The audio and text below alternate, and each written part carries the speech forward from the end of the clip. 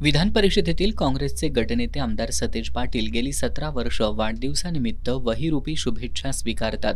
या उपक्रमातून संकलित होणाऱ्या वह्या जिल्ह्यातील सरकारी शाळांमधील गरजू विद्यार्थ्यांना वितरित करण्यात येतात. गेल्या 17 वर्षात जवळपास 76 लाख वह्यांचं वाटप करण्यात आलंय. यावर्षी देखील आमदार सतेज पाटील यांच्या वाढदिवसानिमित्त 6.5 लाखांहून अधिक वह्या संकलित झाल्या होत्या. आज जिल्हा काँग्रेस कमिटी कार्यालयात युवक काँग्रेसचे राष्ट्रीय अध्यक्ष उदय भानुचीब यांच्या प्रमुख उपस्थितीत या वह्यांचं वाटप करण्यात आलं. नगरसेविका धनश्री कोरवी यांनी उपस्थित मान्यवरांचं स्वागत केल्यानंतर मान्यवरांचं स्कार्फ घालून स्वागत करण्यात आलं.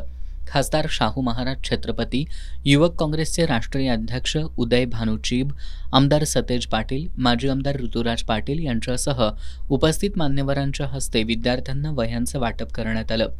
यानंतर मान्यवरांच्या हस्ते माजी आमदार ऋतुराज पाटील यांच्या वाढदिवसानिमित्त संजय गांधी निराधार, श्रावण बाळ आणि दिव्यांग पेन्शन योजनेच्या लाभार्थींना मंजुरी पत्रांचं वाटप करण्यात आलं. यावेळी बोलताना उदय भानुचीब यांनी आमदार सतेज पाटील यांनी वाढदिवसानिमित्त वह्या संकलित करून गरजू विद्यार्थ्यांना वितरित करण्याच्या उपक्रमाचं कौतुक केलं.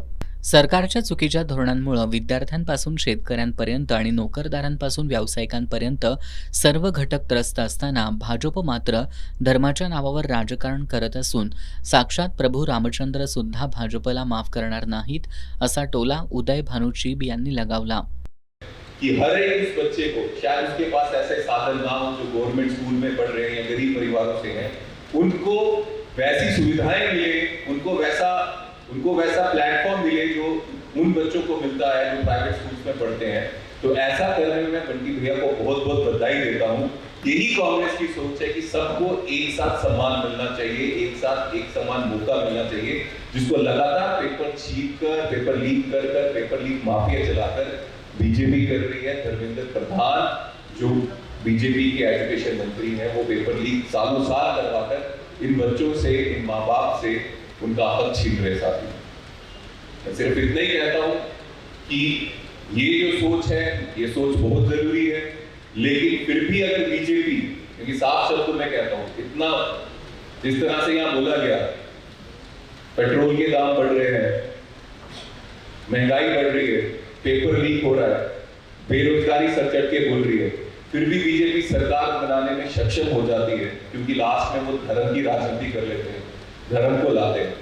लेकिन मैं ये पूछना चाहता हूँ सभी लोगों से, वो बच्चे जो आज हताश है पेपर लीक जैसे माफिया से, पेपर लीक जैसी बीमारी जो बीजेपी ने दी है, उन बच्चों के माँ बाप, उन बच्चों के भाई बहन, उन बच्चों के मामा मामी, चाचा चाची जिन्होंने भी बीजेपी को वोट डाला, मैं उनसे ये पूछना चाहता हूँ, ये जो पेपर लीक बीजेपी करवाती है, क्या धर्म देख के करवाती है?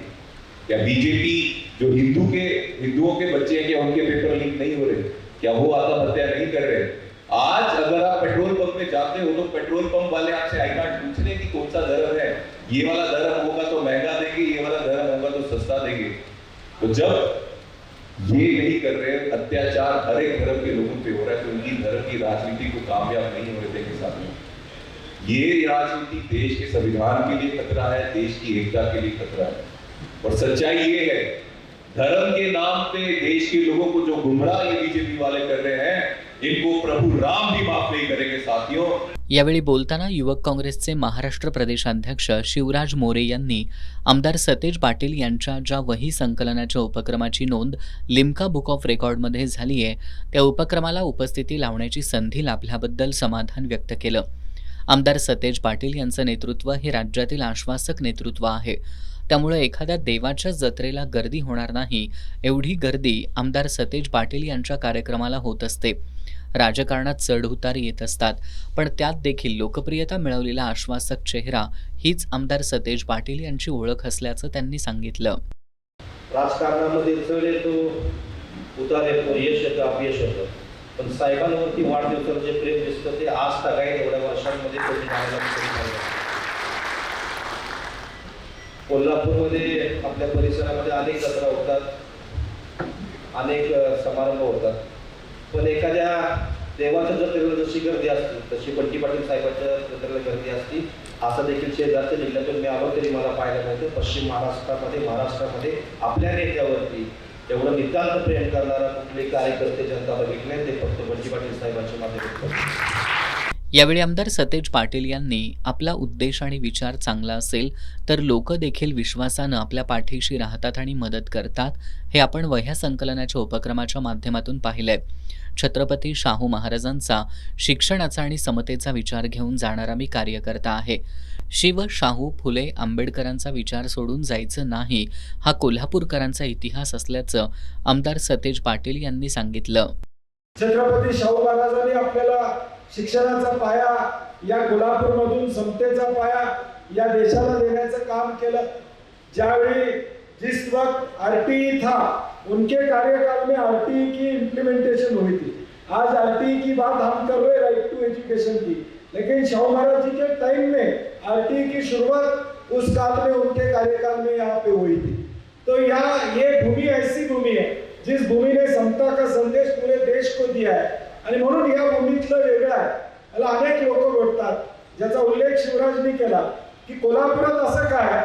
मी कोल्हापुरात छत्रपती शिवाजी महाराज आहेत, शाहू महाराज आहेत, डॉक्टर बाबासाहेब आंबेडकर आहेत, महात्मा ज्योतिबा फुले आहेत, सावित्रीबाई फुले आहेत आणि यशवंतराव चव्हाण साहेबांच्या विचाराचा महाराष्ट्र पुढे घडला पाहिजे या भूमिकेतून चालणारे आम्ही कोल्हापूरकर या ठिकाणी आहे. आणि मग परिस्थिती काही राजकारणात गेली तरी कोल्हापूरकर ठीक आहे, वर खाली राजकारणात होत असतं, परंतु कुठेही फज्जा सोडून जाणाऱ्यापैकी किंवा या ठिकाणी मैदान सोडून जाणाऱ्यापैकी कोल्हापूरकर नाही आहे. हा इतिहास आपला नेहमी राहिलेला आहे. स्वर्गीय आनंदराव पाटील सुळेकर साहेबांनी या गोकुळला खऱ्या अर्थानं या देश पातळीवर घेऊन जाण्याचं काम त्या ठिकाणी केलं. नंतरच्या काळामध्ये अरुण नरके साहेबांनी त्याला दिशा देण्याचं काम केलं. हा गोकुळ हा दुधाचा भांडा आहे. यावेळी खासदार शाहू महाराज छत्रपती, शिक्षक आमदार जयंत असगावकर, गोकुळचे संचालक बयाजी शेळके यांनी देखील मनोगत व्यक्त केली. या कार्यक्रमाला माजी आमदार ऋतुराज पाटील, युवक काँग्रेसचे राष्ट्रीय सरचिटणीस अजय चिकारा, प्रभारी नवज्योत सिंग संधू, सचिव शांभवी शुक्ला, महापालिकेतील विरोधी पक्षनेते राजेश लाटकर, गटनेते इंद्रजित बोंद्रे, जिल्हा परिषदेतील काँग्रेसचे गटनेते एकनाथ पाटील, गगनबावडा पंचायत समितीच्या सभापती छाया देसाई, संजय कांबळे, आर.वाय. पाटील, सूर्यकांत पाटील, बाळासाहेब सरनाईक, सरलाताई पाटील, भारती पोवार, उदयानी देवी साळुंखे, उदय पोवार, वैभव तहसीलदार यांच्यासह नगरसेवक, नगरसेविका, जिल्हा परिषद सदस्य, पंचायत समिती सदस्य, काँग्रेसचे पदाधिकारी आणि कार्यकर्ते उपस्थित होते.